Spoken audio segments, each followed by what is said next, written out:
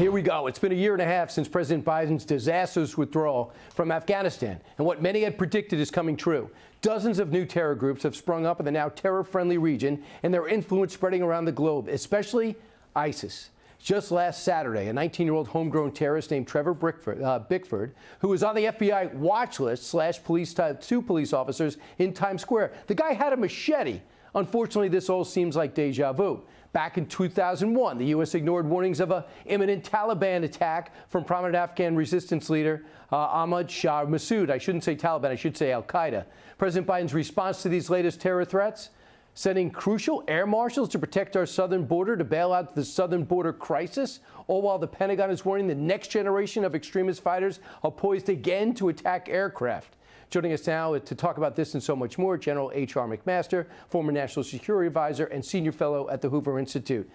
Is terror back? Is Islamic extremism more of a threat in 2023, perhaps, than ever before since 2001?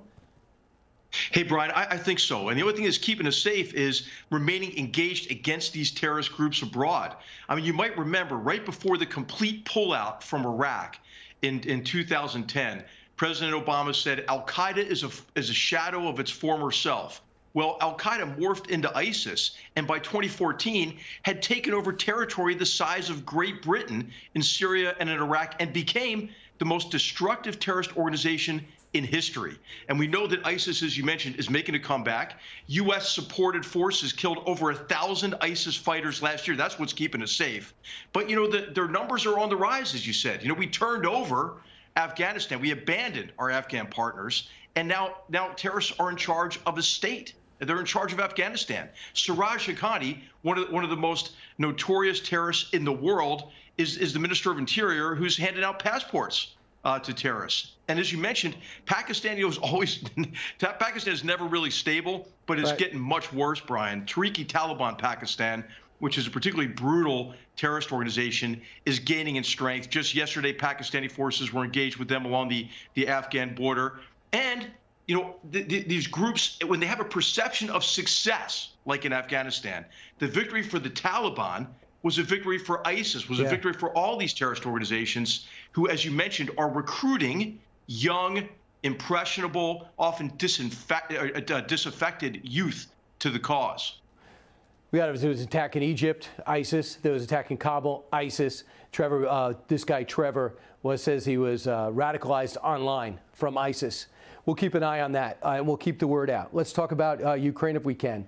Are you buying that Vladimir Putin wants a Orthodox Christmas 36-hour pause in action?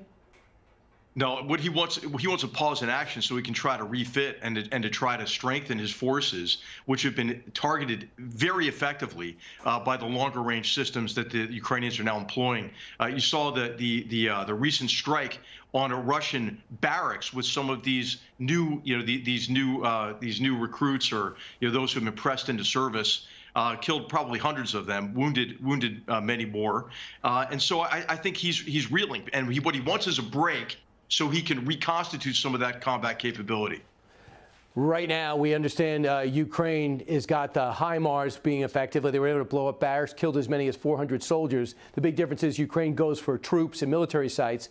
They kidnap children and go for infrastructure, and they go for civilians. We'll just put up a map right now of everything that Ukraine has taken back. 6 months from now, if the fighting continues, how much blue, which means areas taken back by Ukraine that Russia stole, how much more blue will be on that map?